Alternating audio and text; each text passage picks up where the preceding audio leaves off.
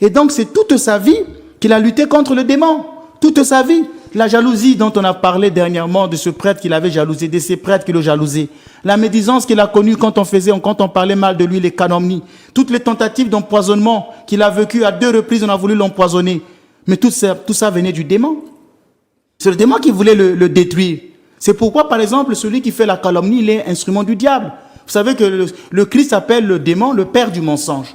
Donc quand on parle mal d'une personne, quand une personne est donnée au vice du mensonge, à l'habitude de mentir, de partager sur les réseaux sociaux des choses qui ne sont pas vraies, dont tu ne connais même pas le contexte, quand on relaye des mauvaises informations, quand on fait de la calomnie, de la diffamation, eh bien on devient l'instrument du diable malgré soi.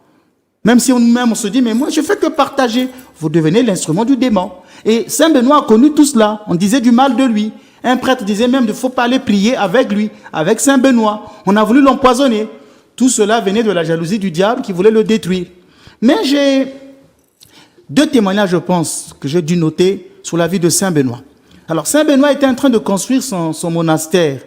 Tout à coup, les murs se mirent à s'effondrer. Tout cela poussé par le démon, disent les biographes.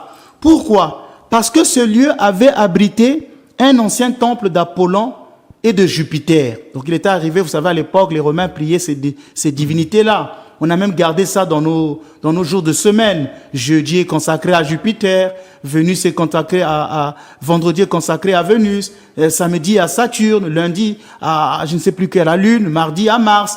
Donc vous voyez que nos jours de la semaine ont été influencés par la mythologie gréco-romaine. C'est malheureux que parfois les autres fidèles critiquent. Oui, les catholiques, vous êtes idolâtres. Mais eux-mêmes, ils emploient les mots, lundi, mardi, mercredi. Mais tout ça, c'est pas dans la Bible. Il fallait aussi changer ces noms-là. C'est une parenthèse. Donc, Saint Benoît était arrivé dans un milieu qui était consacré aux divinités d'Apollon et de Jupiter. Il avait voulu construire son église sur ce sol. Mais le sol était infesté. Et qu'est-ce qui se passait? Les murs s'effritaient et tout tombait, tout s'écroulait.